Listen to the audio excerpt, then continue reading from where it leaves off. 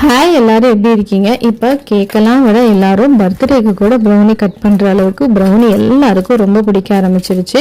அந்த ப்ரௌனி என்னதான் நம்ம 1000 தான் கடையில் வாங்கி சாப்பிட்டாலும் நம்ம வீட்டில் ஒரு டைமாவது செஞ்சு பார்ப்போம் அப்படின்னு எல்லாருக்குமே தோணும்.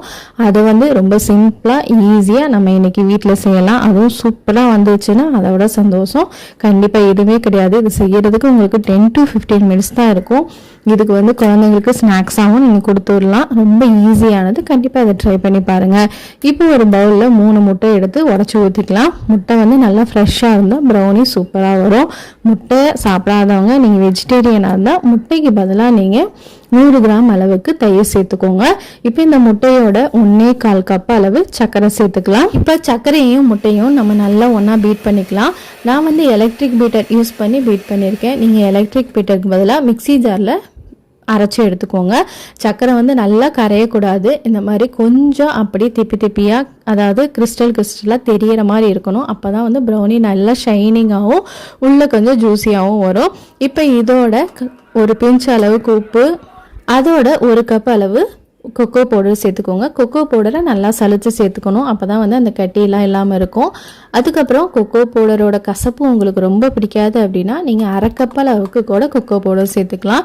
இப்போ கொக்கோ பவுடரை சலிச்சு எடுத்ததுக்கப்புறமா நான் 3/4 கப் அளவு ராகி மாவு சேர்த்துருக்கேன். ராகி மாவு சேர்த்துறனால ப்ரௌனி டேஸ்ட் இல்லாமல் இருக்காது அப்படின்னு நினைக்காதீங்க. ஸோ இதுவும் சூப்பர் டேஸ்ட்டாக ரொம்ப சாஃப்டாக வரும். இது ஹெல்த்தியான வெர்ஷன். நீங்கள் ராகி மாவு பிடிக்காது அப்படின்னா இந்த இடத்துல நீங்கள் மைதா மாவு சேர்த்துக்கலாம். இப்போ ராகி மாவையும் சலிச்சு சேர்த்துனதுக்கப்புறமா 3/4 கப் அளவு எண்ணெய் சேர்த்து இது எல்லாத்தையும் நல்லா ஒன்றா மிக்ஸ் பண்ணிக்கோங்க. எண்ணெய் நான் நார்மல் ரீஃபண்ட் ஆயில் தான் சேர்த்துருக்கேன். ரீஃபண்ட் ஆயிலுக்கு பதிலாக நீங்கள் பட்டரும் சேர்த்துக்கலாம்.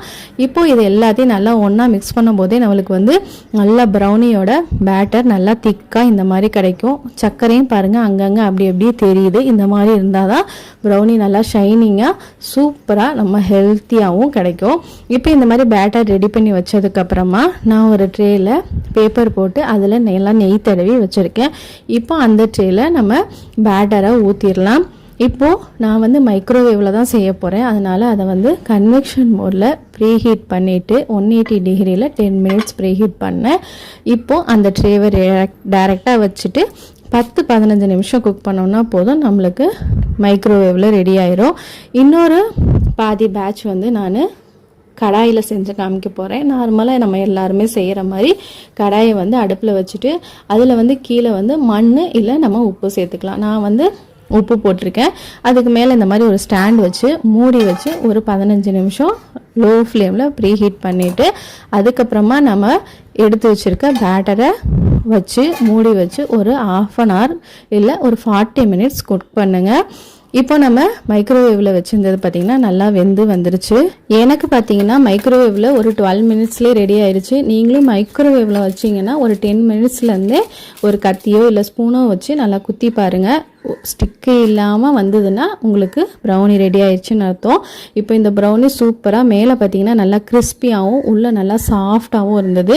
நான் கொஞ்சம் ஆற வச்சு தான் கட் பண்ணேன். ரொம்ப சூடாக கட் பண்ணிங்கன்னா ரொம்ப ப்ரௌனி உடைய ஆரம்பிக்கும். அதனால நான் கொஞ்சம் ஆற வச்சு கட் பண்ணேன். ஆனால் சூடாக சாப்பிட்டிங்கன்னா இன்னும் உள்ளே ஜூஸியாக நல்லா டேஸ்ட்டாக இருக்கும். கண்டிப்பாக இதை ட்ரை பண்ணி பாருங்கள். குழந்தைங்களுக்கு ஸ்கூலுக்கு ஸ்நாக்ஸாகவும் ஈவினிங் ஸ்நாக்ஸாகவும் கொடுக்கறதுக்கு ஒரு பெஸ்ட்டு ஹெல்த்தியான ப்ரௌனி ரெசிபி. கண்டிப்பாக இதை ட்ரை பண்ணி பாருங்கள்.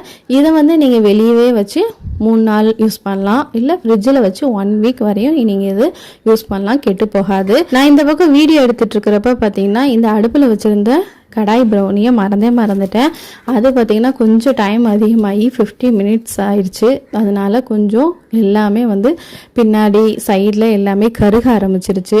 அப்புறம் வாசம் தான் ஐயோ இந்த ப்ரௌனியை மறந்துட்டோமே அப்படின்னு பார்த்தேன். இருந்தாலும் மேலே கீழே எல்லாத்தையும் சுரண்டிட்டு சாப்பிட்டாச்சு. ரொம்ப ஒன்றும் பெருசாக வாசம் இல்லை, லைட்டாக தான் கொஞ்சம் கருகின வாசம் இருந்தது. இதுவும் பார்த்திங்கன்னா ரொம்ப சாஃப்டாக சூப்பராக வந்தது. அதனால் நீங்கள் இதையும் ட்ரை பண்ணி பாருங்கள்.